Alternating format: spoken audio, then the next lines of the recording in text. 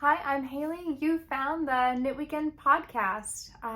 This is my space where I like to nerd out about all things fiber and knitting. Today is going to be the first WIP update episode of 2024. So there's going to be cables, a little stranded color work, the beginnings of my hand spinning. So if that sounds like something that you're interested in, grab a chair, grab your knitting, and let's get rolling.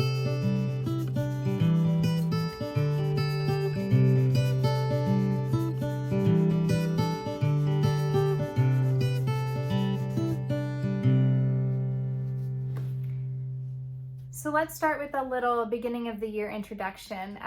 Like I said in the intro, my name is Hailey and you are finding me in a very snowy Nashville, Tennessee today.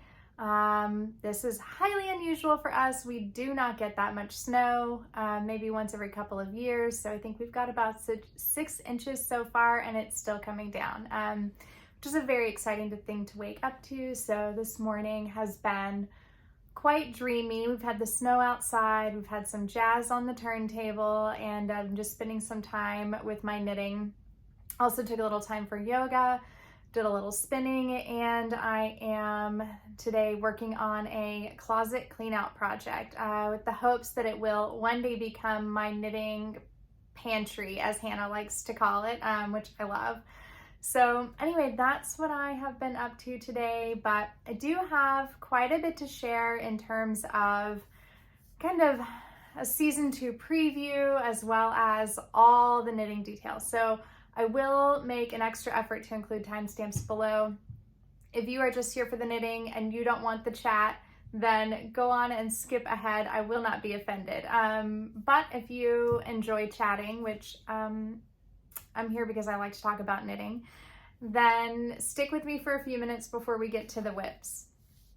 A couple things straight off the bat. One is that I kind of put this out there in my 2024 knitting goals video that I am determined to deal with all the lonely skeins and leftovers in my stash because they are piling up. So I do want to make the formal announcement that for 2024, for the first maybe 3/4 of the year, we're gonna do a make along here on this channel. So I hope you're gonna participate. I feel really nervous, like I'm putting myself out there, and what if nobody sits with me at the lunch table?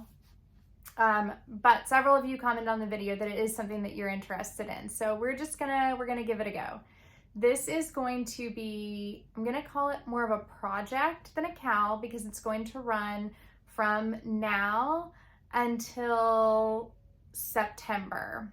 And this is going to be a finished project make along. So it will be primarily on Instagram. I'm going to, I think the hashtag will be Lonely Skeins Project. And I'll put that down below in the description. And when you have finished your project, post it on Instagram, tag me in the photo, use the hashtag. And if you want to show WIP updates along the way, post those in your story and I will repost them as well, just so that we can kind of get some energy behind this project for the year and get motivated. Now, if you are not on Instagram, I don't want you to feel excluded and I want you to be able to participate. So what you can do is when you finish your Lonely Skeins project entry, you can email it to me. My email is down in the description below, and then I will then, with your permission, share them here on the podcast so that we can all see what each other are up to. So there will be a prize. I'm not going to announce it just yet. I have an idea, but I've got to kind of bring it into fruition. So there will be a prize. But like I said, this is going to be from now until the end of September. So we'll talk about it. We'll talk about it some more, and then we'll talk about it some more. And hopefully we'll make some progress on our Lonely Skeins this year. So again, that is the Lonely Skeins Project on Instagram, and then also through my email. All those details down in the description. All right, so now that we've got that excitement out of the way, at least I hope that's excitement. I'm really nervous that nobody's gonna participate, honestly. So the next thing that I kind of wanted to think about was give you a little bit of a season 2 preview. We are calling this, thanks to my dad, season 2 of the Knitweekend podcast. And as I also mentioned in my my 2024 goals, there's going to be a little bit of a different feel and vibe to my knitting this year because I do plan to slow down. I do plan to create more of a kind of wearable wardrobe focused more on styling and combining my knits than necessarily just production and numbers. And so I'm going to give myself a little extra space for thought, and you'll probably see that reflected in some of the content here as well.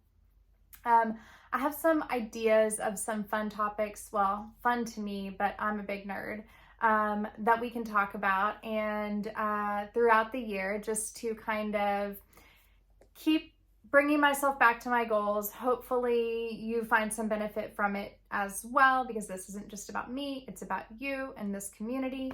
And so there will still be regular WIP updates, but I do want to just kind of add some extra, added value and really try to discover what my voice is in this space, because I know that you have so many podcasts that you have an opportunity to watch and tune into, but I want to find out what I, Hailey, can bring to this table.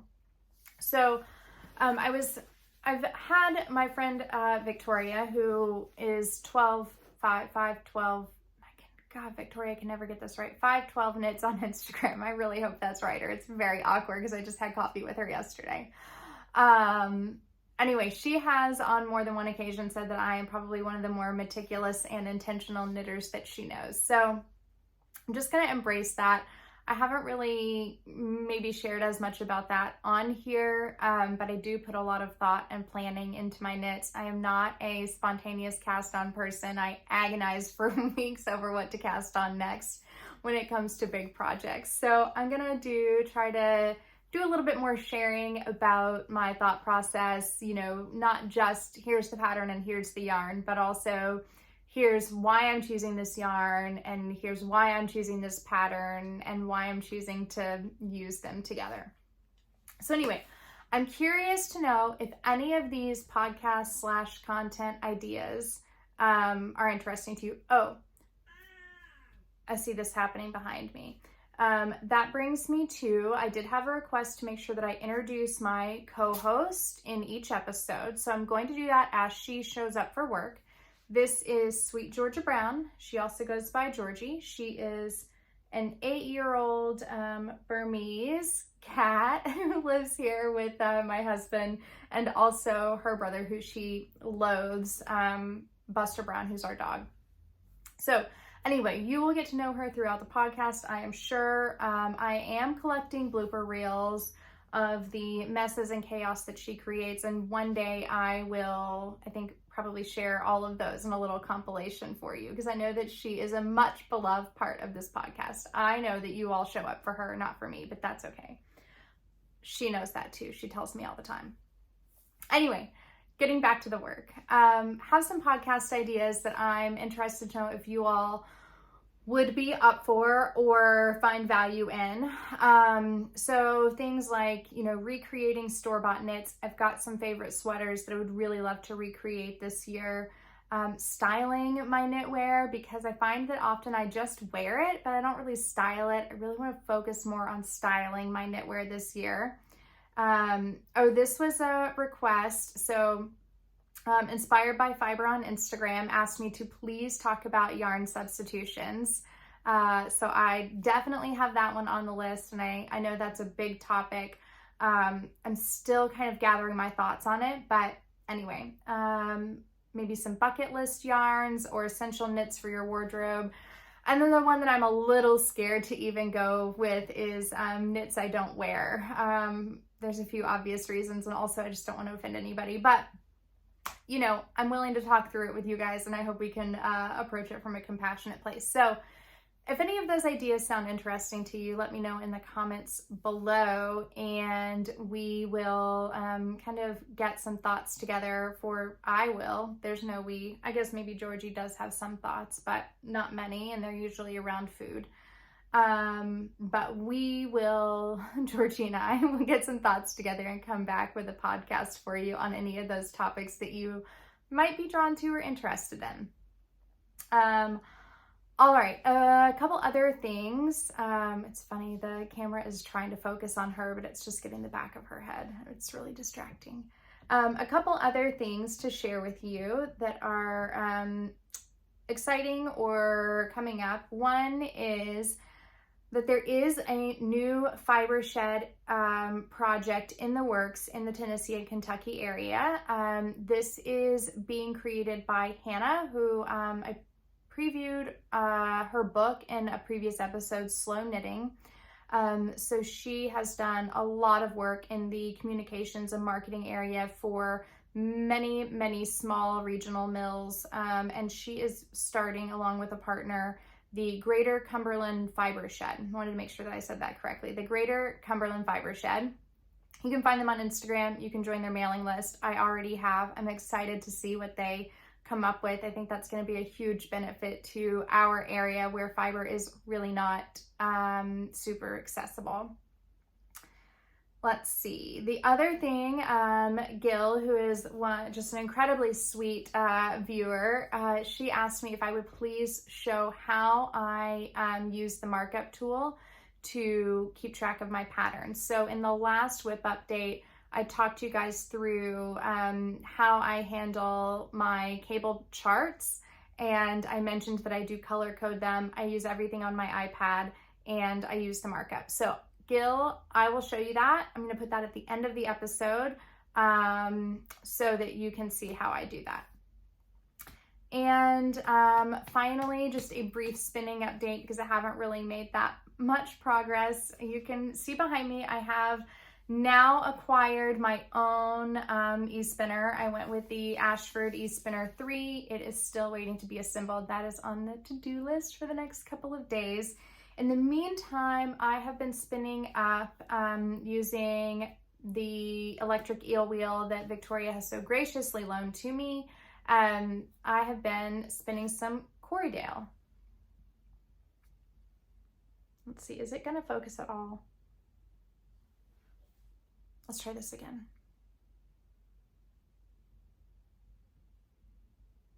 It's trying to focus on my yarn shelf back there. I don't know why.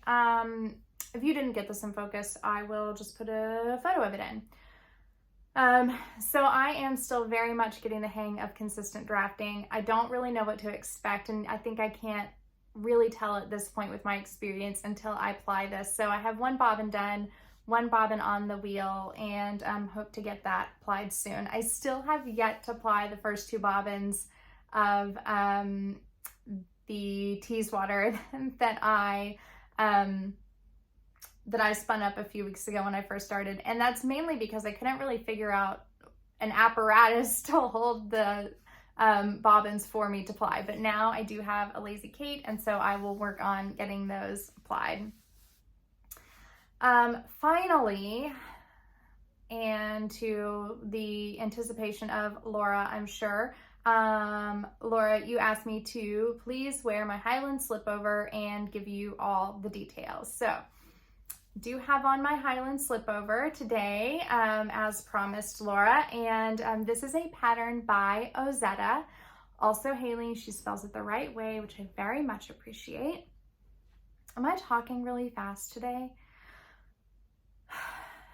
Let's take a breath. Would you take a breath with me? All right, so I am wearing my Highland slipover by Ozetta. This is knit in the intended yarn. I love Ozetta's patterns. I have knit so many of the patterns. And one thing that I really appreciate about the designs is that it is a true marriage between fiber and design. That is a very big focus for Hailey, and it's a big focus for me. So generally speaking, if she releases a pattern, I do try to knit it in the intended yarn. For this, the intended yarn is Studio Donegal, soft tweed. And let's see, let me stand up and see if you can get a better look at it.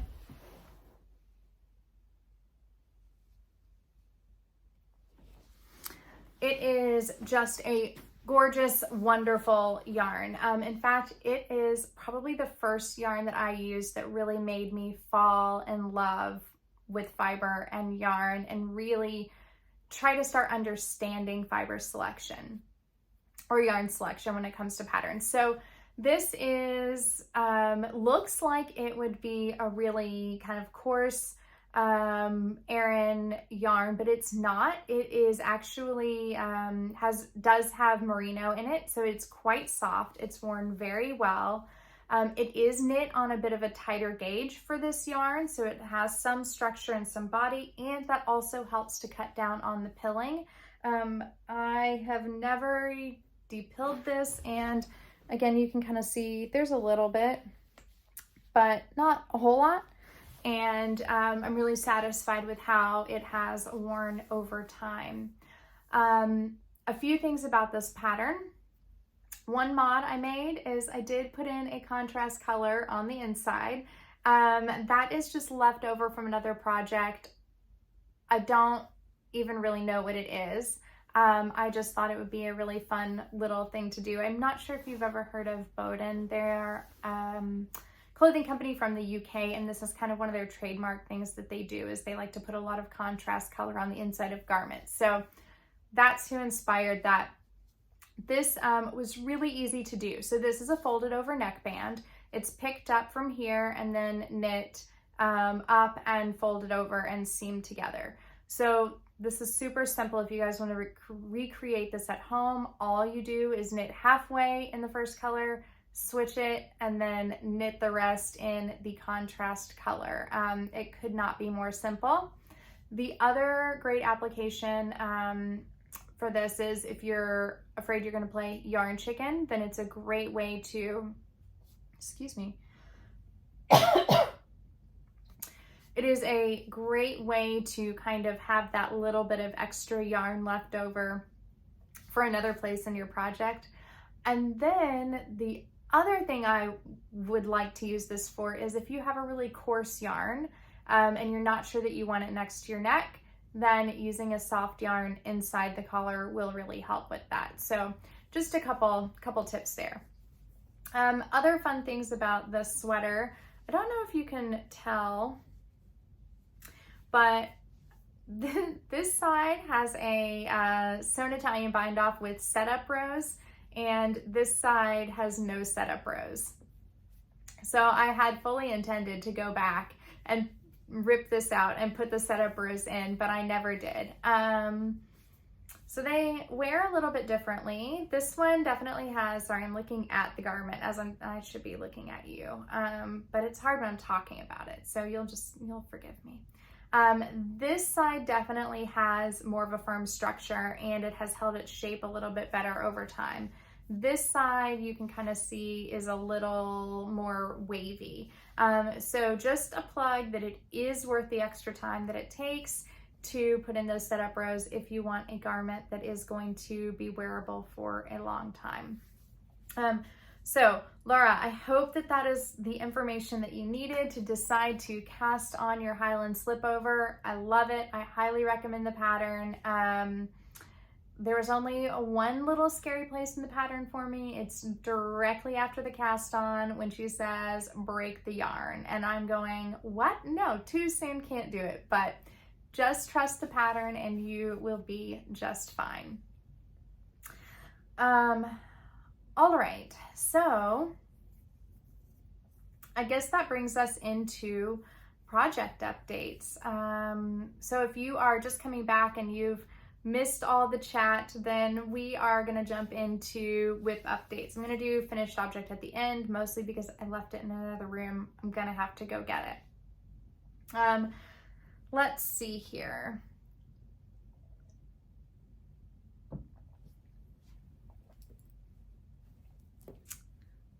Let's start with the smallest WIP. This is kind of just been a spontaneous cast on recently because I needed something a little smaller to work on and have on the go.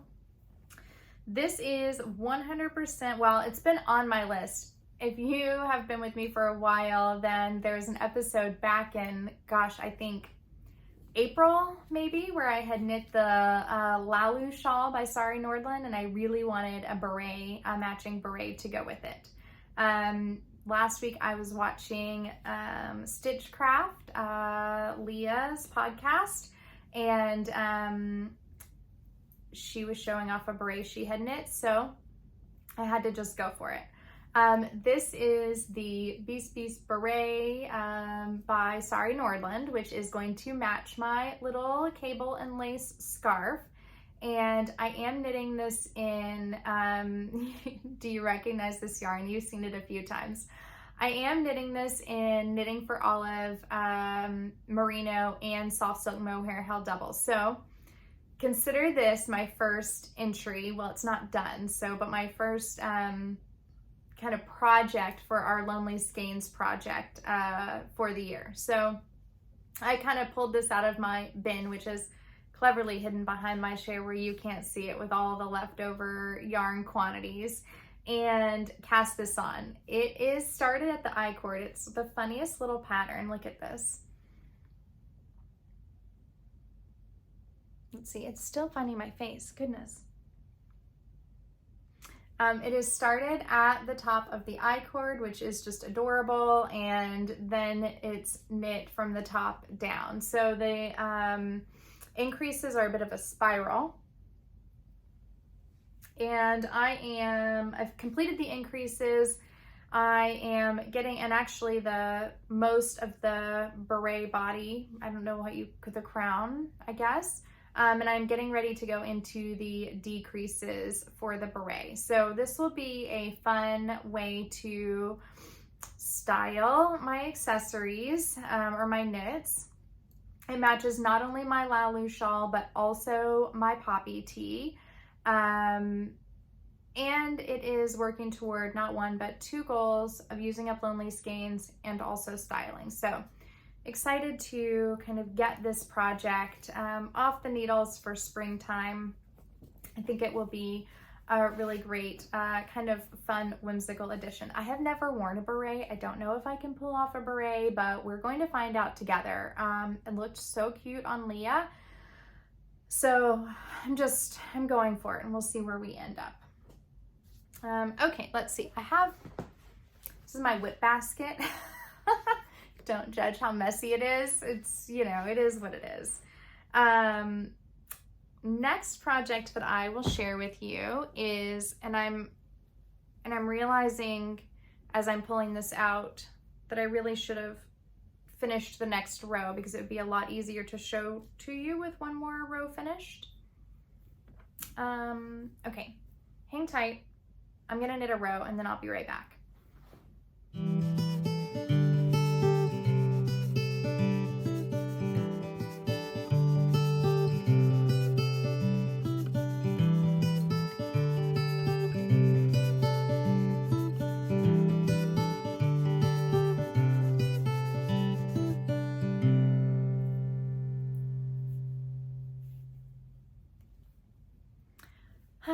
Okay, a little flush now. Knitting on a timetable to try to get this done for you is a little nerve-wracking. But the good news is we get to break a couple yarns now, and that will make it easier for me to show you. All right. So you have seen my color selections. Oh my goodness, I really am flush. We're gonna hope that goes away in a little bit. So you have seen my color selections for this project already. And I showed this a little itty bitty bit in my 2024 preview. I just noticed I messed up my stitches. That's okay, we'll fix it later. Anyhow, this is my Artus shawl in the making. So this is a pattern by Natasha Hornby, Moonstruck Knits. And if you are seeing this all over your Instagram feed right now, that is because she did kick off a knit along at the beginning of January for this pattern. This is just a gorgeous, gorgeous shawl knit in a rustic sport weight yarn. So I did not start this on January 1st when the knit along kicked off. I should go ahead and confess that we have been working on our shawls I think we cast on something like December 8th or December 10th. So this is really just meant to be a slow go project, no rush on my, Georgie? No rush and no deadline. I did cast this on with a few other of my knitting podcast friends who you may know. I will put a list of them here. And I think we're all just kind of going at our own pace, but we did have a really fun cast on Zoom party. So my colors, I've got ginger and birch and smoke. And then I have two more colors to add to the mix, which will be sky and beet. This is the intended yarn for the pattern, which is the Rustic Heather Sport. I think that's it. Heather Rustic Sport, Rustic Heather Sport sounds better. From Lichen and Lace, and I decided to go with this yarn. I'm so glad I did. Can you see this?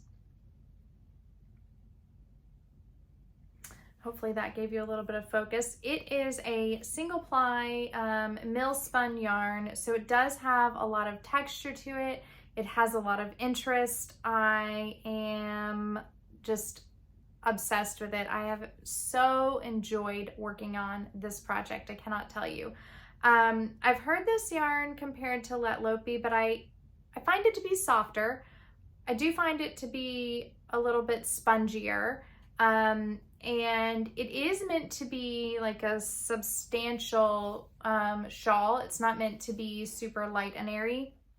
So I think it's well suited to the project. The texture shows up so beautifully. And I am just really, really enjoying everything about this project so far. That being said, as I have told you before, not much of a shawl knitter, because when I get to the very long rows, I just lose my patience, and we're about to be there. So I have completed all of the waffle texture. I have completed the 3 bands of stranded color work, which is knit flat. This is my first time knitting stranded color work flat.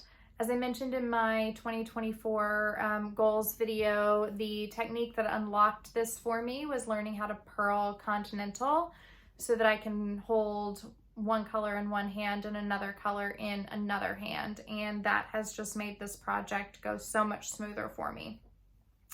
Let's see what else to tell you about this project. It is using a garter stitch cast on, a garter tab cast on, which is my first time working this cast on. It was a little tricky to get set up, but it was well described in the pattern, and so I just kind of read the instructions and trusted it and moved along. I actually didn't watch any YouTube videos for that, which is surprising because normally I'm much more of a visual learner. So that tells me that she did an excellent job of describing the method that she's recommending in the pattern.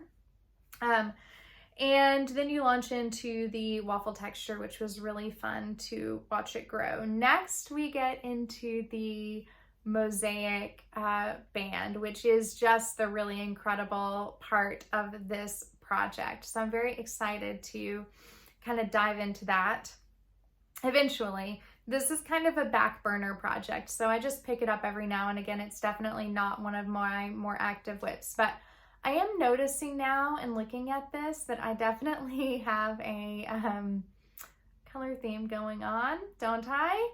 And yeah, that was planned when I was talking about creating a capsule wardrobe and styling my knits together. Totally planned, but not really. So I am excited to bring the red and the sky blue into this project, and I think it's just going to be absolutely gorgeous. One of the things that I will share about knitting this shawl is that if you notice I'm on metal needles. I don't know if I've really talked about this, but I typically knit with wooden needles. They're just more comfortable for my hands. But there are occasions where metal needles are going to be absolutely necessary, and this shawl is one of them. I love this yarn. Originally I cast on with 3.75 millimeter wooden needles. and I was just having the hardest time, I could tell pretty much straight away that that was not going to be the needle size that I needed. I was really having to force the stitches. It just was not working out for me. So then I went up to 4mm needles, and I still was having just too much friction with the yarn and the needles, that it wasn't an easy knit. So I did switch out to 4mm metal needles, and this has made all the difference in being able to work on this project without, you know, feeling like I'm forcing the yarn. So while I do love my wooden needles, and those are always going to be my go-to, there are occasions where changing to a different needle material is absolutely essential, and this was one of those. Yeah, I think that is what I have to say about that project. It's so hard to know. What do you want to know? And then I will tell you. Leave me a comment, and I'll make sure to mention it for the next time. All right, moving on to my third and final WIP. One thing about me that I think I have mentioned is that I'm mostly a monogamous knitter, but I do like to have generally like a big project and a small project or two on the needles. And I find that that just works well for me. So right now I have two what I would call big projects and one small project, but my other big project is, well, it's still going on. I have not finished this. I've been working on this since also, I think just about the 1st of December, I think is when I cast it on. I'll have to look at my Ravelry project notes, but I am still working, though I have made substantial progress since the last time you saw it. So this is the must-have cardigan. This is a free pattern from Patons. It is just kind of in their collection on the Yarnspirations website. So this is an all-over cable cardigan, which you have seen before, and surprise, scary, it is meant to be seamed. But look at the progress. Okay, so we've got the 2 front panels. They are done. Last time you saw this, I believe I had just cast on the first front panel, and I started these actually with a provisional cast on because I really wasn't sure about the length, and I knew that there were a couple changes that I wanted to make. Sorry, I've got fiber.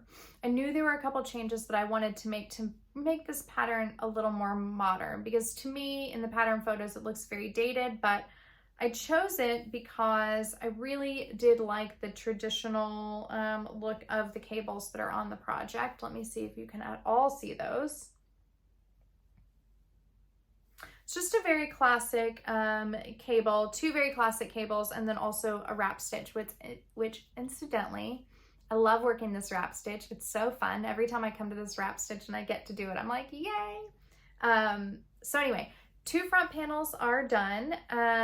The couple mods that I made on the front panels, one is that I did knit the armholes. I started out knitting the size 1, which is what I have my width, but I knit the armholes to the length of the size 2. So I've knit my armholes to 8 inches. That's mostly because I did notice in the pattern photos the armholes are quite tight, and I want to be able to wear this over like a button down or something like that. So I did give myself a little bit of extra room, though I'm not necessarily married to it, and if I end up ripping it back, then I end up ripping it back down to the 7.5 that was recommended by the pattern. But for now, we're going with the 8. The other thing that I did to kind of make it a little more, give it more of a modern feel, is I knit the rib down here at the bottom hem much longer. I think it called for 1.5 inch rib, and I did 2.5 inches. So I'm hopeful that that will also give just more of an updated feel to the pattern. So front panels are done. The back panel is also done. Can you see? Same modifications here, arm rows and hem. The other modification that I think I'm going to make on the body that I have deliberated over with my friends Mia and Jana on Instagram message is that I want to make a change to the button band. I've just decided I don't like the button band as it is written in the pattern. It's quite narrow. To me, it just looks a little dated. So I haven't decided. Also, the button holes are near the outside of the band rather than centered. So that's a little weird to me. I haven't decided yet if I'm just going to sneak in a couple extra rows after the buttonhole, or if I'm actually going to shift it and do a vertical button band. So still pondering on that. You can let me know what you think. The vertical button band, I'm thinking of the Bernie sweater by Clarissa Scholing. I think that's how you pronounce her name, Cozy Knits. And I like the way the vertical button band looks there. So that's what's kind of making me think maybe I want to go into a vertical button band on this cardigan. Also, as far as button placement, I find that putting the button band on after rather than knitting it all together is a bit easier. So now this is my sleeve. This is where we start to get into like Frankenstein Mod City. So the sleeve in the pattern, if you look at it, is quite, sorry, Georgie is attacking the knits. The sleeve in the pattern is quite narrow, which will, one, not lend well to layering, but also just, again, looks kind of dated to me. So I have decided to cast on the number of stitches, actually for the size 3 sleeve. I'm knitting the size 1 as far as width in the body. And then I'm increasing up to the number of stitches for the size 2 sleeve. And I think that should then allow my armhole length and my sleeve to line up. The other modification that I've made here is that I've actually left out one of the cables. So there should be an additional cable here and an additional cable here. But the placement of that cable just looks really weird to me and makes the sleeve a little puffy. So I've left that out and I've just gone with regular double moss stitch. And I also think that that then will give a little more drape to the sleeve, again, making it look a little bit more modern. So we'll see. Again, not married to the sleeve. I'm a pro at frogging, and my plan then from this point, oh, and this is also on a provisional cast on to allow me to put the cuff in later. My plan at this point is I have finished the increases, and now I'm about to start the shoulder shaping. It is a set-in sleeve, so I'm going to complete the shoulder shaping. I'm going to block it, and then we'll see where we are. And then the cuff will be the last thing to go on. That will allow me then to control the sleeve length, because I always have to knit sleeves shorter than what the pattern suggests in order for them to fit me. So that's where we are on the must-have cable cardigan. Georgie, you cannot attack the knits, honey. As I mentioned in the last episode, one thing that I like to do for my cable patterns is I like to mark them out with the various colors of stitch markers so that I am able to kind of be more intuitive in my knitting and not have to pay as close attention to the chart. Then on the back, you can actually see I've marked each increase row there. So I generally am gonna count out, like if I know I need to do 8 increases, I count out 8 stitch markers, and then I place them either somewhere on the project or on the pin them to the project bag that I'm working with. And that way I kind of know how many increases I have made and how many I have made left. And then they just kind of hang out there until I go for blocking. So Gil, I have not forgotten about your markup tutorial. I am going to put that at the very end of the video, so don't go away after that, and it will be there for you. Here I said I was going to make more of an effort to tell you about not only the yarn and the pattern and why I chose both of them, and then I turn around and almost forget to tell you about the yarn at all. So my must-have cardigan I am knitting in Stonehedge Fiber Mills shepherd's wool. And for some reason, it just wants to really, it sees a face back there. I don't know why, but it does, and it wants to focus there. So I feel like I need to do this and this then to let you see the yarn. Oh, goodness. So Stonehedge Fiber Mill Shepherd's Wool. This is a yarn that is spun in Michigan. I selected this yarn on a trip, as I mentioned to you previously.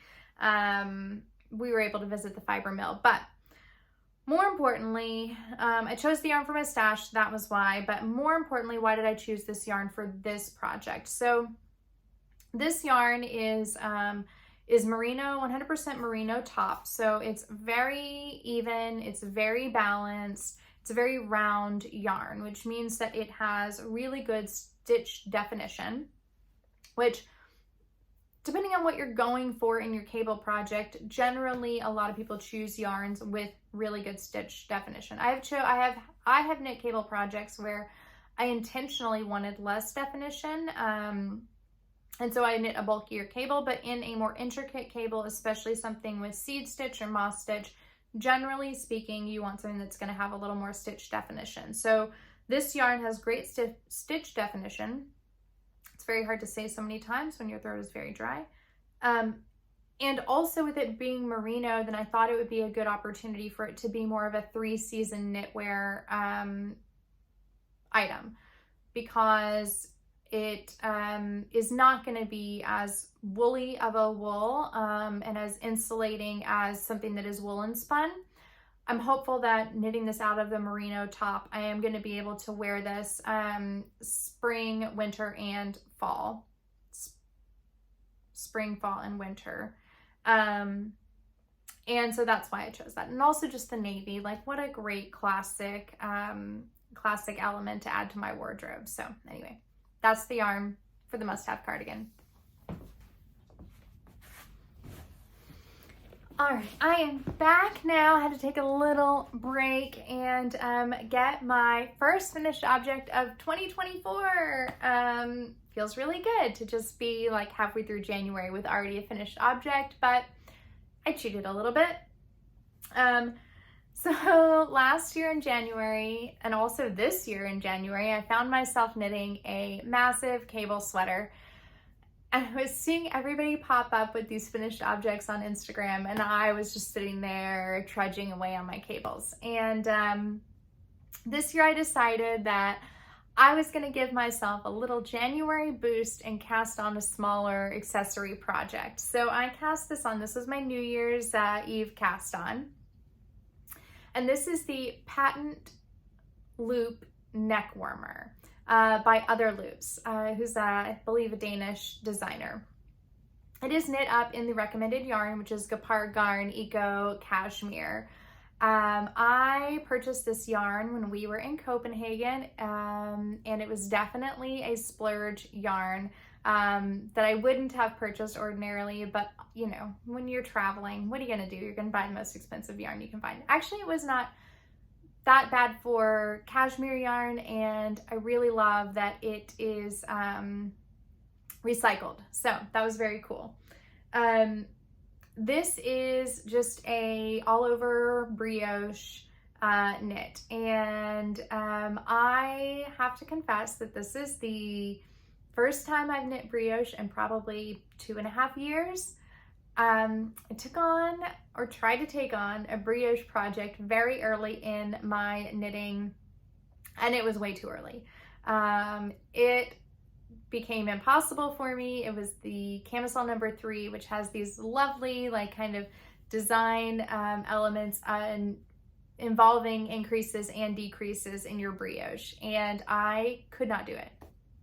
And then I just kind of put brioche aside and went, nah, that's not for me. But I decided this year that I wanted to give it another go. Plus I had this yarn in stash and just wanted a fun winter accessory. So this is my brioche. And I think it looks pretty good. I surprisingly did not have to frog even a single row. I know a lot of people say they use lifelines when they knit brioche because it's really hard to correct, and I was really grateful that I did not have to frog, because I definitely did not take the time to put in lifelines. I just kind of went for it. I do like this pattern. It's super cozy, great with coats. What did we do to the hair? Oh yeah, we made it a little crazy. It is meant to be, I actually, believe it or not, knit this shorter than what the pattern said. Which I couldn't believe, but as I was knitting it, I only used 2 skeins. It calls for 3, but as I was knitting it, I was like, this thing is going to be massive on me. It already is. So I do like that I can kind of pull it up and have it be warm and cozy around the neck.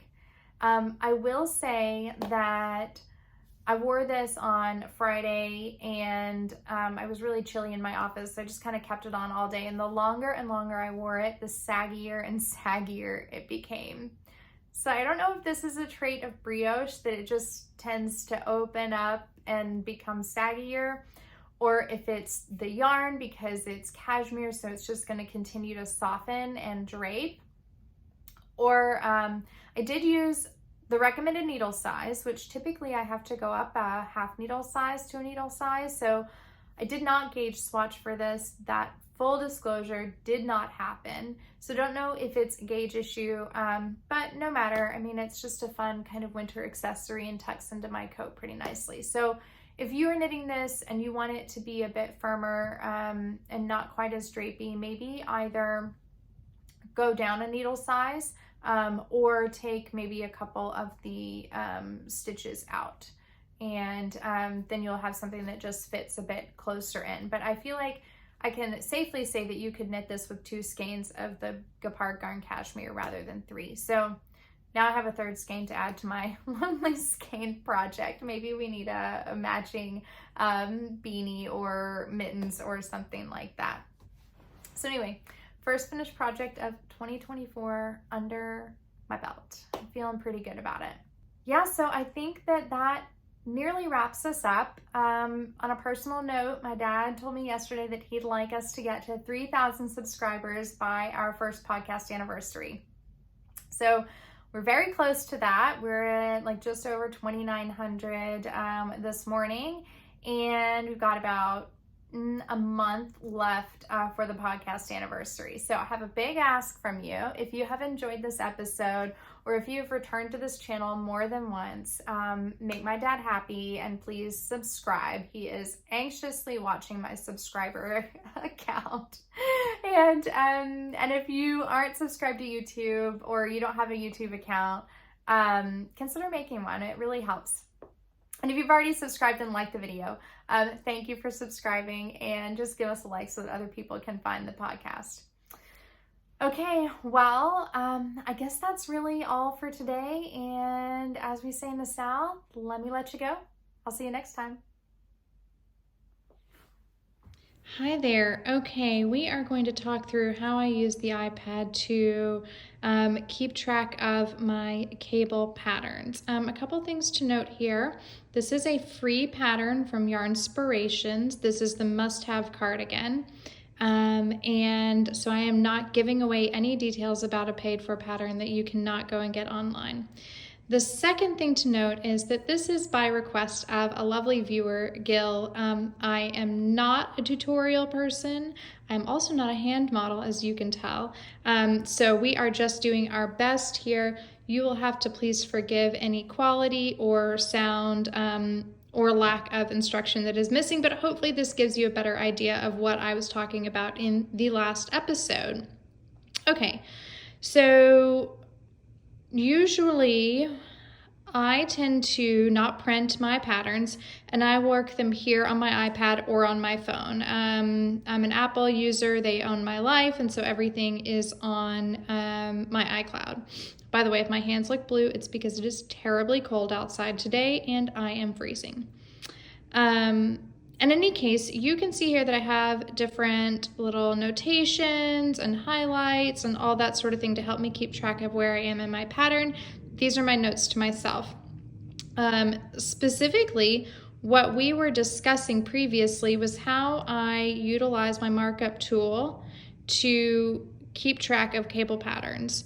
You can see here that I have all the different cables labeled according to color, and then they do correspond over here to my key as well.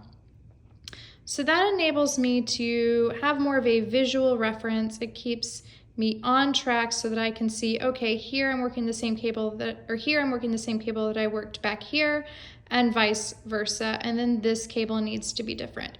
Then on the side, as you can tell, I can also highlight my rows so that I'm able to keep track. Currently in my place where I am on this pattern, I'm no longer working pattern panel A, I am only working on panel B, so that's why you see the highlights there. But so that I don't lose my place, let's go up here and let's fiddle around with panel A. Okay, so your markup tool is actually up here, and it is this little pin there. You have your highlighter, you have a pen, you've got an eraser. We're gonna just erase out my markings here so that we can start fresh. And then what I'm going to do is I'm going to assign them a color and I'm going to highlight them down below. So I'm just going to decide that this cable, let's see, what color should we use? And I try to make sure that I select a color that I've not used elsewhere in the pattern just for my own visual reference. So we're gonna do teal. So that cable on row 3, that cable on row 3 is going to be a teal. And we're gonna highlight him. And then we need to select a color for row 7. It's a different cable, we're gonna use a different color. I quite like a corally red with teal, so we're gonna make that one coral. Okay, and then once we do that, we're gonna come down here to our, we made him a little close. Okay, let's change his color so that he'll be a little more distinct.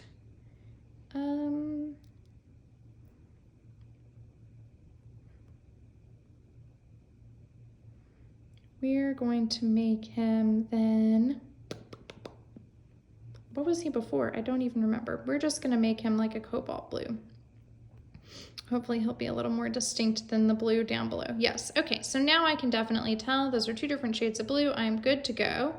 So we have to remember we're at coral and cobalt. And then down here, let's assume that I had not already marked those up. Down here, I can tell that my symbol is the same as right here. So that one, and I'm going to highlight him in my cobalt. And then this guy, he is my coral. So we're gonna highlight him in the coral. Now we're able to have a visual reference. And as I go along, I'm going to start marking off my rows. So I find it very helpful to keep track here. Then instead of marking in the middle, because I've got all that highlighted, I just will mark the edge. So I finished row 1, mark it off. Finish row 2, mark that off. Row 3, so on and so forth. Then when it's time for a reset, I've finished all 8 rows. I'm just gonna go down and erase those rows and start fresh again. You also have your little pin here, so if you need to write something, like if you want to make a reference to say, I'm going to stop right here, then you can do that as well. So in any case, I hope that Gil, you found this helpful, and hopefully there's some other folks who found this helpful as well. All right, I'll talk with y'all soon.